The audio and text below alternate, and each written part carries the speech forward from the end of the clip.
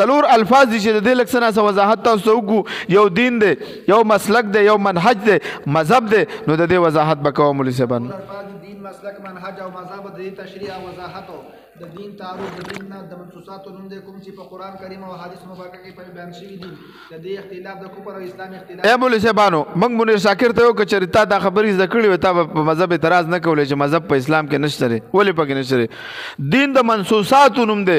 په کوم چې قران کریم او احادیث مبارکو کې بیان شوی وي که څوک چې په دین کې اختلاف کوي دا د کفر اختلاف دی چې دی دا د کفر او د اسلام اختلاف دی موږ په خپل منځ کې چې کله لکه اوس یو سړی د احادیثو نه انکار وکړي داسې شي دا به د کفر او د اسلام دغه به شي که به نه شي دغه شانته کې څوک د قرآن د آیاتونو نه انکار وکړي نو د اختلاف به څه وي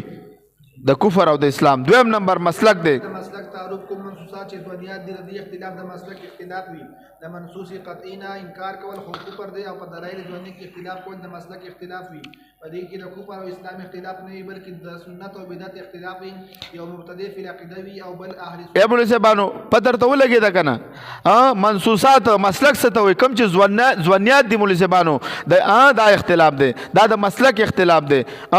د منصوص قطعی نه انکار کول سره سکیږي انسان کافر کیږي کنه خو د ځوانياتو اختلاف به د مسلک اختلاف ورته ویل کیږي نو دغه مراد به د اختلاف مطلب څه شو یو د سنت او د بدعت اختلاف دی یو مبتدی فی العقیده یو بل اهل سنت فی العقیده دریم نمبر منهج دی منهج طریقه کار توای یو دی کار او بل یو دی کار بل دی طریقه کار مثال یو مسلمان مدرسه جوړ کړه بل مسلمان دعوت او تبلیغ کوي بل جهاد کوي مولوی صاحبانو نو دا څه شه دی دا یو منهج شو مسلمان تصنیف او تعلیق کوي نو دا اختلاف د کار نه بلکې د منهج وایي د طریقې کار اختلاف طریقې کار څه وي دیتا موسیبا منهج وایي سلورم نمبر مذهب دلته مذهب چې دی ګوره کثیر المعنا لفظ دی کثیر المعنا څنګه لفظ دی منګه د يهودیت مقابله کې د اسلام مذهب ثابتول غواړو